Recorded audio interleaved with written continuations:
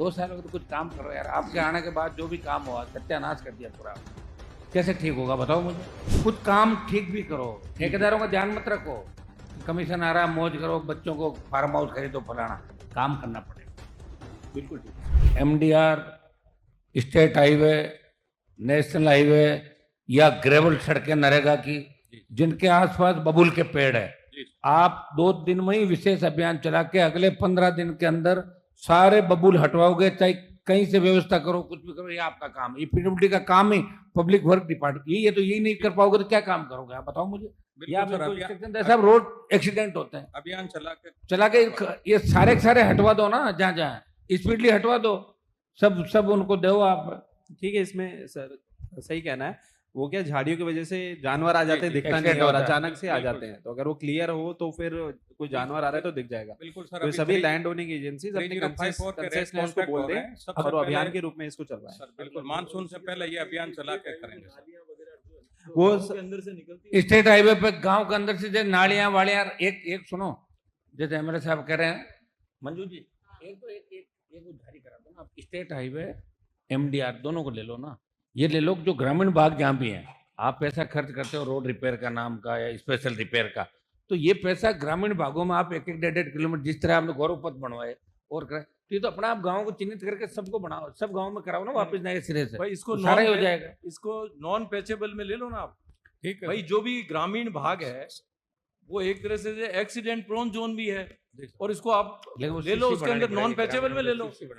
तो कम से कम 20-20, 25-25 लाख रुपए लेकर के हर गांव के अंदर समझाइश करके ऐसी स्थिति ले आओ कि 2 व्हीकल आराम से निकल जाए और गंदे पानी की जो अपने ड्रेन है वो बन जाए। ठीक हो सकता है। इसमें सर क्या है कि माननीय जो भी जनप्रतिनिधिगण होते हैं उनकी अभिशंसा भी लेनी पड़ती है। तो कई बार उनका जो व्यू होता है वो अलग होने के कारण हम सारे चीजों को इनकॉर्पोरेट नहीं कर पाते। आप तो एससी साहब एक मीटिंग रख लेना अलग से, अपनी पीडब्ल्यूडी की सारी मीटिंग रखिए और फिर जो है उनसे प्रपोजल लेके सारा करवा दो, जैसा डीएम साहब ने बोला। एक अभियान ही चला दो 22 से पहले। नेक्स्ट एजेंडा ये next sir, foot over bridge का इशू था सर। है? ये 2 foot over bridge FOB sir. नहीं एक मिनट, ये गया क्या, कहाँ है अपन में क्या है एफओबी सर ये एफओबी थी सर, अपने चालू करो इसको सर। 2 एफओबी बनाने का था सर, उसके अपन ने वर्क ऑर्डर दे दिए। जेएलएन वाला एफओबी चल रहा है सर, वहाँ काम चालू कर दिया। दूसरा जो मिर्धा कॉलेज वाला है सर, वो अभी स्टार्ट हो जाएगा सर, उसको दीजिए। मिर्धा ओपी कॉलेज वाला। आप एससी हो ना जी सर। आप इन एक्शन साहब को ये कहो, सुनो मेरी बात सर, ये थोड़ा काम ठीक करे।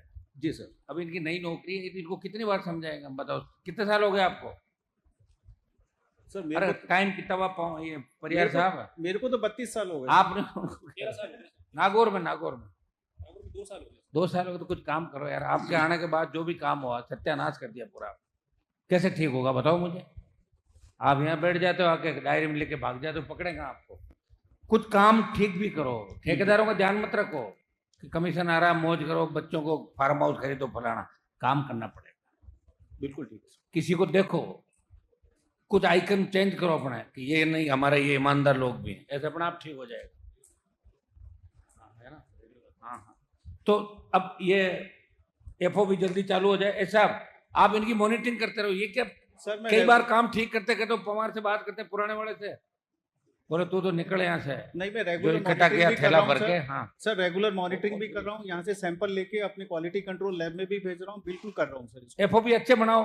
बिल्कुल सर। एफओबी नागौर में एफओबी बन रहे हैं पहली बार फुट ओवर पे दिल्ली की तर्ज पे। तो ऐसा बनना चाहिए कि नागौर भी आगे बढ़ रहा है। अब नागौर नहीं है, नागौर ऐसे चलना चाहिए।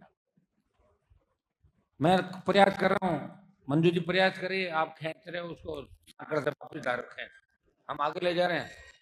तो कैसे आगे बढ़ेगा बताओ। कौन देता है पैसा? फुट ओवर ब्रिज एफओबी नहीं, एफओबी तो आपको